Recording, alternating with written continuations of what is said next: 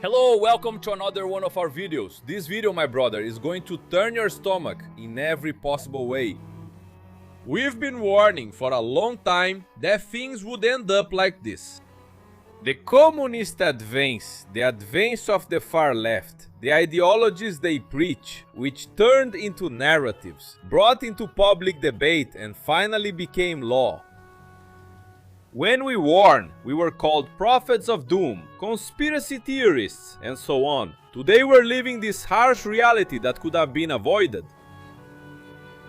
To make matters worse, right? What are we living through today? Social media censorship, Discord, about to be banned from going live. We're reacting to Renato 381, suggested by Pedro Netved. Shout out to our brother. And I'll tell you, I would rather do a reaction than make the same comment myself. I'll tell you, my brother, because my urge is to say so much that for sure the channel will be taken down right away. Because in this reaction that Renato 381 did, he talks about Discord and shows a bizarre case that exposes today's soft Christians. Why do I call them today's soft Christians? There's a friend of ours, a guy I really like and admire, who went to debate with Mateus and the atheist, calling Jesus a crook right in front of him. I'm not going to say it here, right? Because it's not my place to judge or talk about. Not because sometimes a person is called in a certain context, like family, like I've been invited, right, to join a conversation with other YouTubers at a certain time. We went and participated. And when you arrive as a guest, when you receive someone, right, who's already kind of considering you just for showing up, it really gets hard to say certain truths, you know? But that situation illustrated how much the disrespect towards Christians has increased. If the guy had said the same thing about an entity worshipped in candomblé, black magic, or even Satanism, he would have left there beaten up, literally. Because if you try to do that in front of someone who follows those things, they won't be polite to you, my brother. But when it's about Christians, then anything goes. Then people say anything. So now we've reached the point where a guy defecates on the altar. And I'm telling you now, before we see the footage is graphic, okay? And I'm already telling you that those who were there are anything but Christians. And I'll explain that to you after the scene. Let's take it step by step. Let's start here. With Renato 381. Analyzing Janja's statement. Let's go. But these are the tools we have because we think punishment is already very well covered. But I think we need to immediately take Discord offline, and that's my appeal. We need to block Discord in Brazil, no matter what. We need to find tools to make this happen, Minister. I can't accept seeing a 13-year-old girl being mutilated live on the internet, on Discord, and dying and hanging herself. I can't accept a country like this. So we need to find the legal tools, and I'm appealing here so we can make it happen. This is not an isolated case. There are many, many cases. And we need to work with the judiciary to take this horrible network offline. Horrible. And it's not just with children and teenagers. It's especially with women as well. Sorry for venting.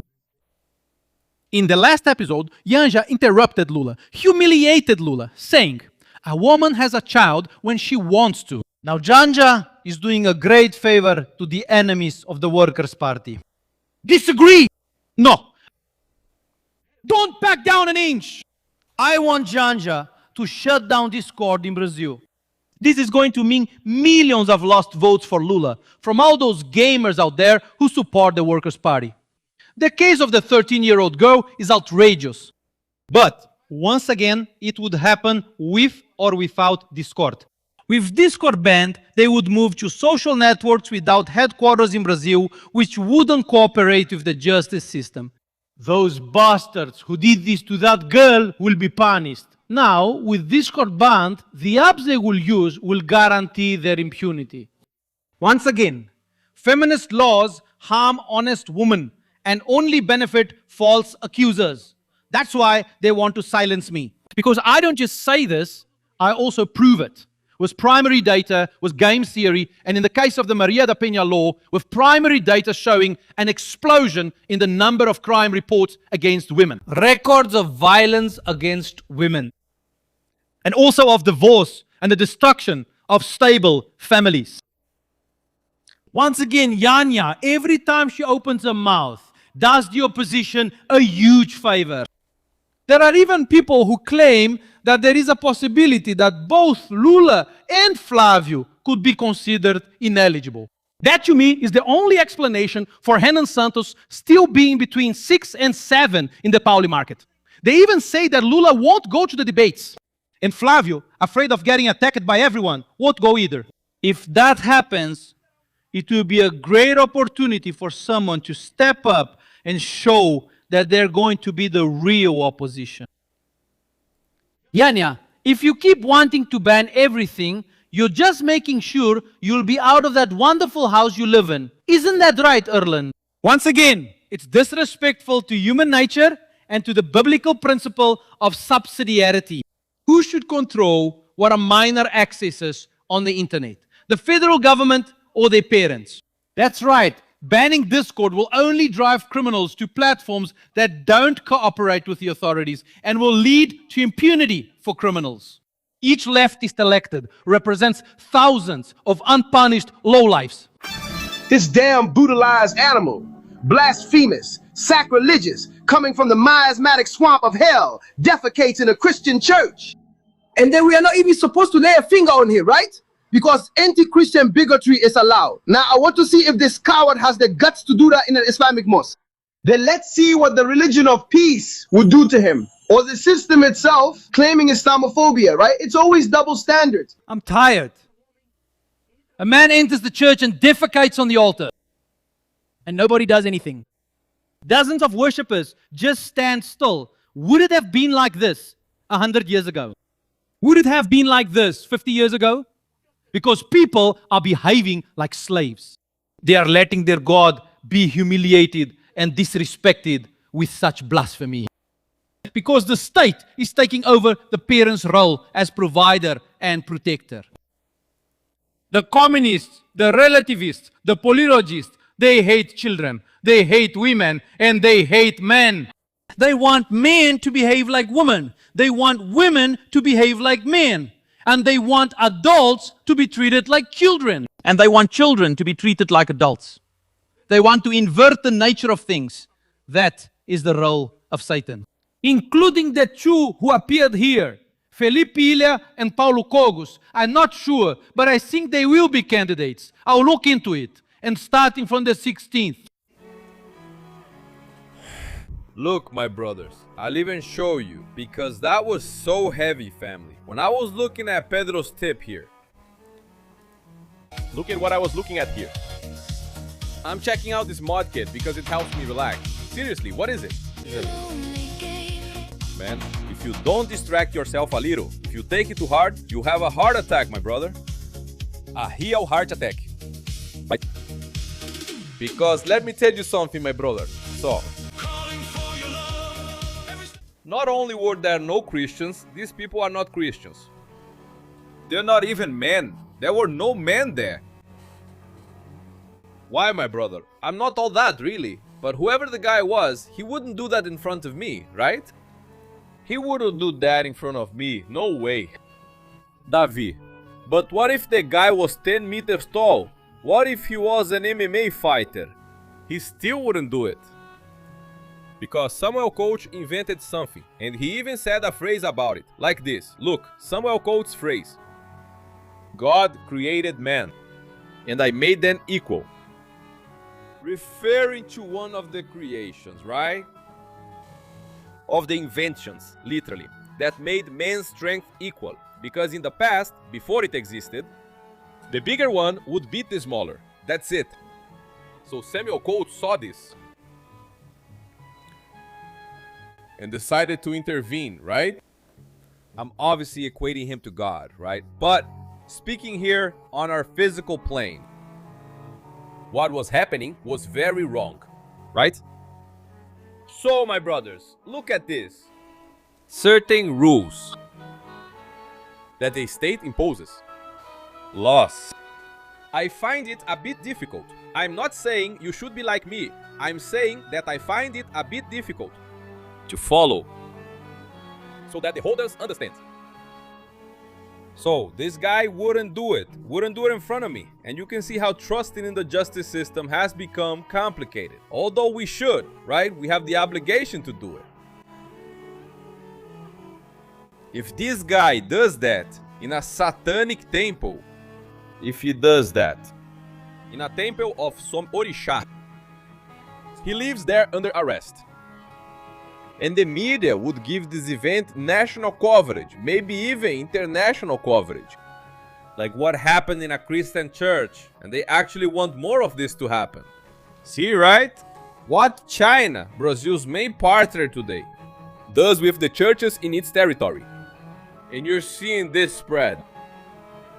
So what I say to you is this: there were no Christians there, because a Christian who doesn't practice his faith, it is dead. I'll give you an example of a guy who would never let that happen. He would have beaten that guy up. Do you know his name? Jesus Christ. Wow, Davi, now you blasphemed. Are you sure, or do you just not know the Bible? Remember what Christ did, and look, the guy didn't even take a dump in the house of God. There, the people were selling. The people had high taxes to pay, right? And they were selling there, which maybe was the only place they could earn a living for their families, right? So they were the merchants in the temple. They were there selling things. What did Christ do? He talked to the guys. Don't do this, my brothers. No. He started lashing out with a whip.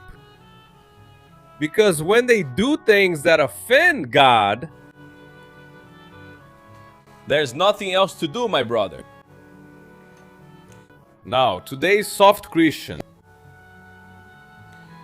by doing this, by behaving this way, witnessing things like this, people insulting our faith right to our face, and the guy does nothing.